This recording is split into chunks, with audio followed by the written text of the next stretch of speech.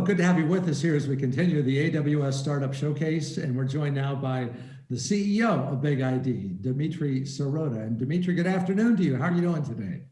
Pretty good. It's Friday, it's sunny, it's warm. I'm doing well. Then that's a good start. Yeah, glad to have you with us here.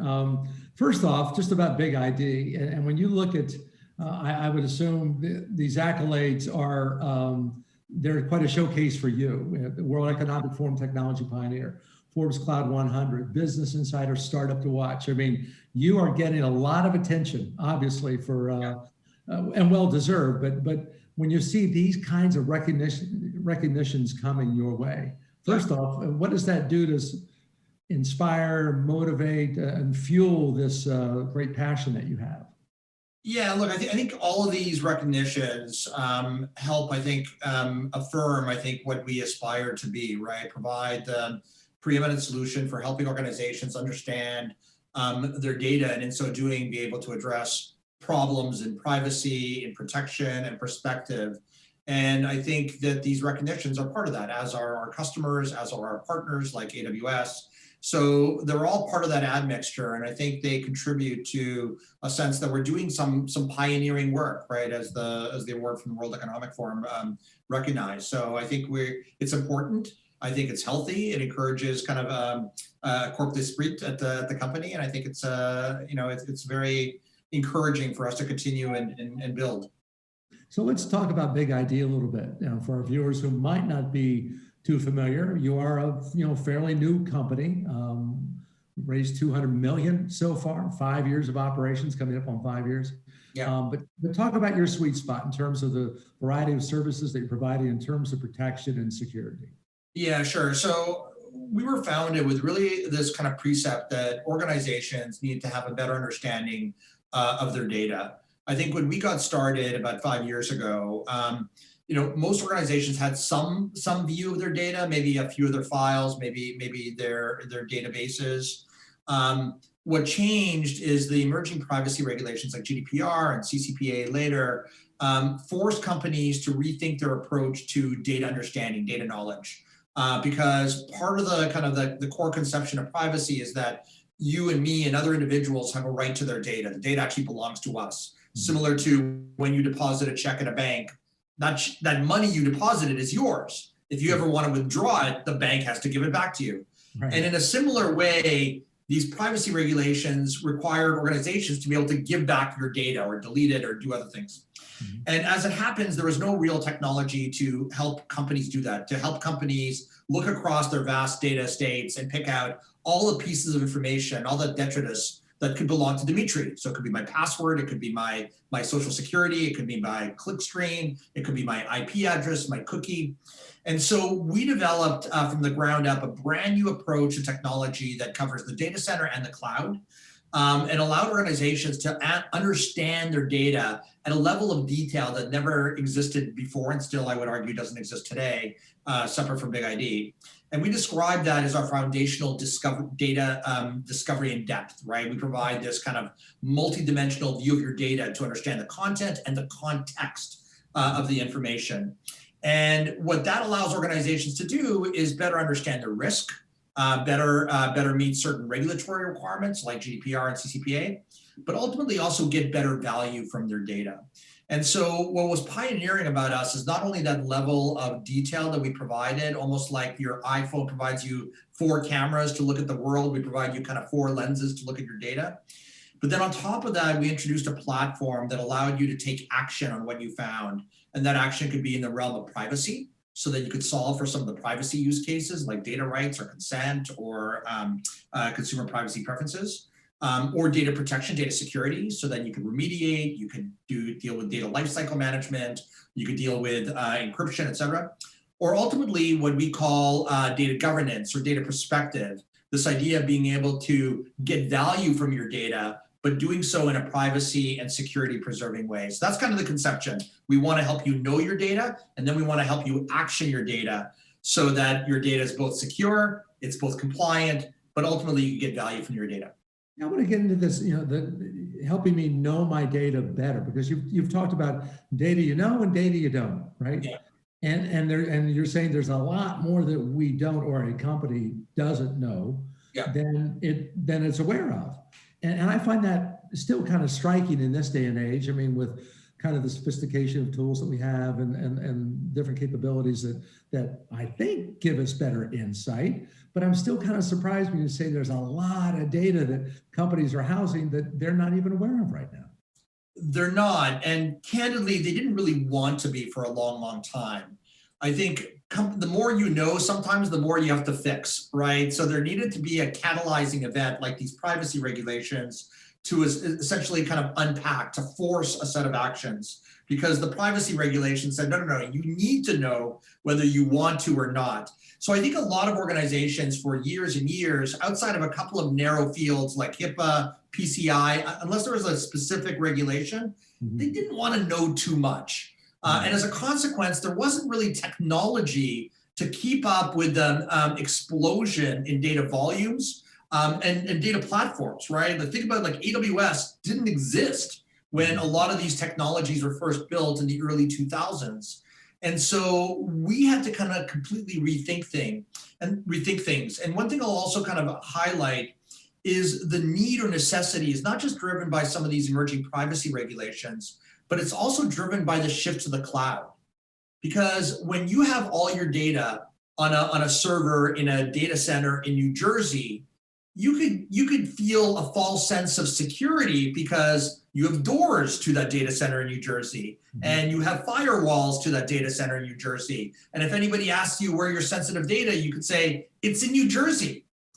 But now all of a sudden you move it into the cloud and data becomes the perimeter, right? It's kind of naked and exposed, it's out there. And so I think there's a much greater need and urgency because now data is kind of in the ethos, in the air. And so organizations are really kind of looking for additional ability for them to both understand, contextualize, and deal with some of the privacy, security, and data governance aspects of that data.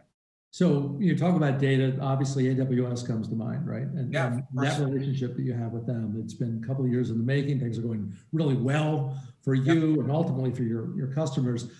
What is it about this particular partnership that you have with AWS that you think has allowed you to bring that even more added value at the end of the day to your customer base?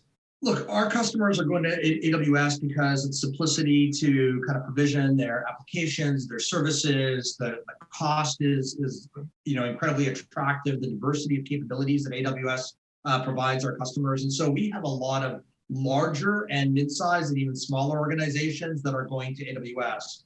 And it's important for us to be where our customers are.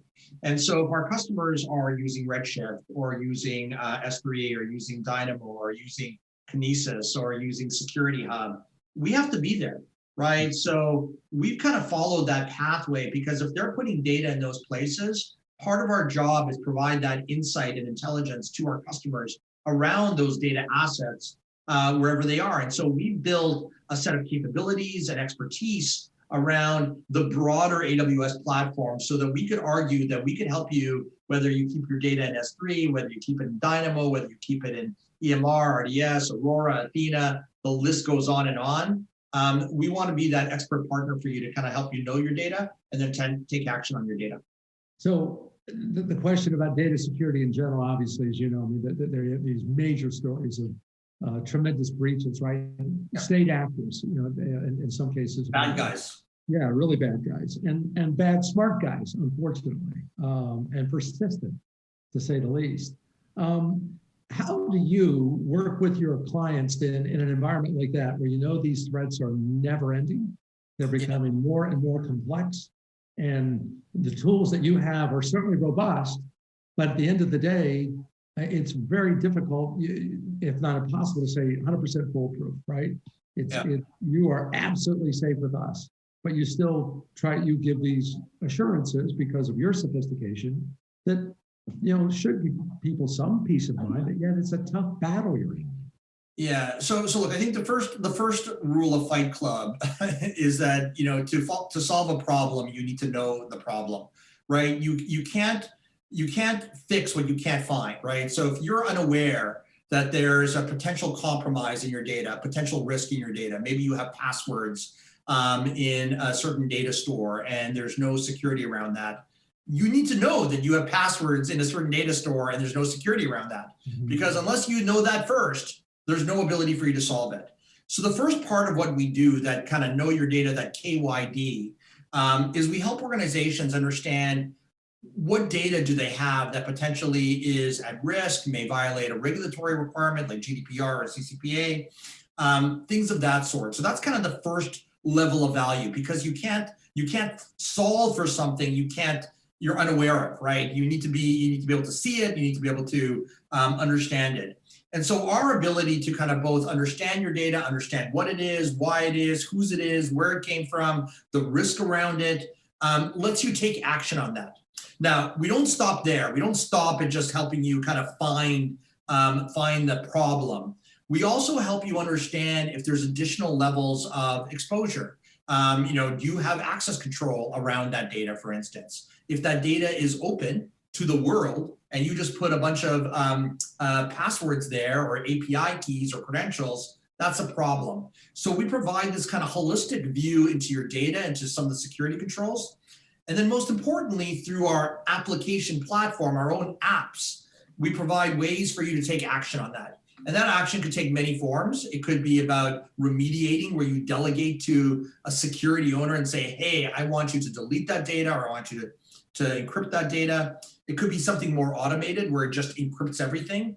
But again, part of the value and virtue of our platform is that we both help you identify the potential risk points, and then we give you, in the form of apps that sit on top of our platform, ways to take action on it, to secure it, to reduce it, to minimize the risk.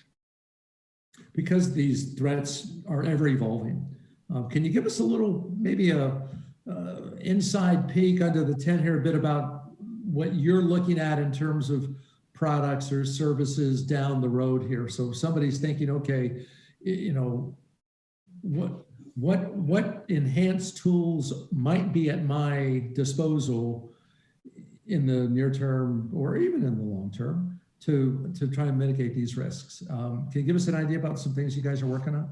Yeah, so the biggest thing we're working on, and I've already kind of hinted at this, is really the kind of first in industry platform in our category, companies that look at data.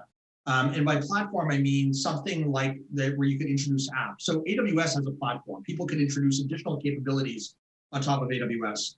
In the data discovery classification arena, that had never been the case because the tools were very, very old.